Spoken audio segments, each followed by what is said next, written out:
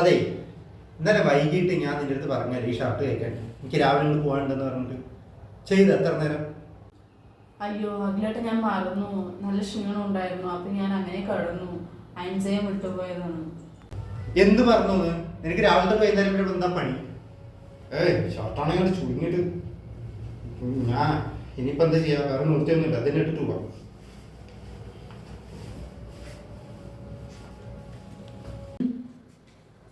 ശരി, ഞാൻ പോണു.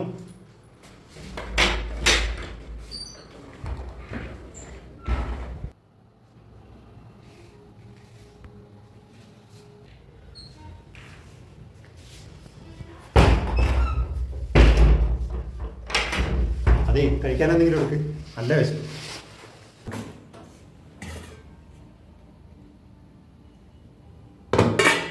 അല്ല, ഇന്നിപ്പോ കഴിക്കാനൊന്നും ഉണ്ടാക്കിയില്ല?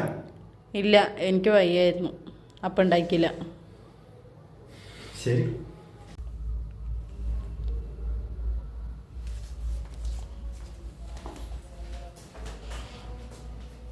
അതെ, രാവിലെ ഞാൻ അലക്കാനിട്ട ഡ്രസ്സില്ലേ ആ ബക്കറ്റിൽ അതേപോലെ കിടക്കുന്നു.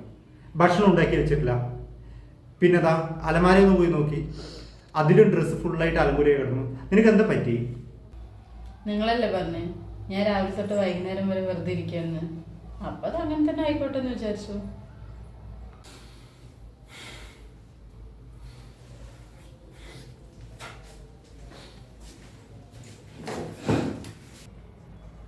അഖിലേട്ടാ, സത്യം പറഞ്ഞ് ഞാൻ ഫുഡൊക്കെ ഉണ്ടാക്കി വെച്ചിട്ടുണ്ട്. അഖിലേട്ടൻ പറഞ്ഞല്ലോ ഇന്നലെ ജസ്റ്റ് ഡ്രസ്സ് അയൺ ചെയ്യാത്തതിൻ്റെ പേരിൽ ഞാൻ നിനക്ക് ഇവിടെ എന്താ പണി, നീ ഇവിടെ എന്താ ചെയ്യണേ, നീ ഇവിടെ വെറുതെ ഇരിക്കല്ലേ എന്ന് പറഞ്ഞിട്ട് പറഞ്ഞില്ലേ.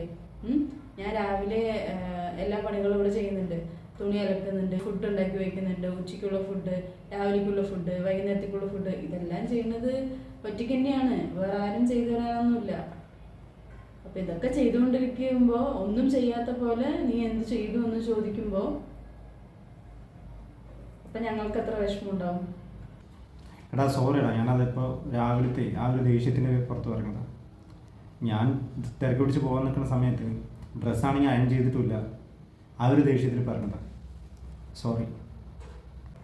അഖിലേട്ടാ, നല്ല ചോറും മീൻകറിയും മീൻ വറുത്തതുണ്ട്, എടുക്കട്ടെ? എടുത്തിട്ടോ. ശരി.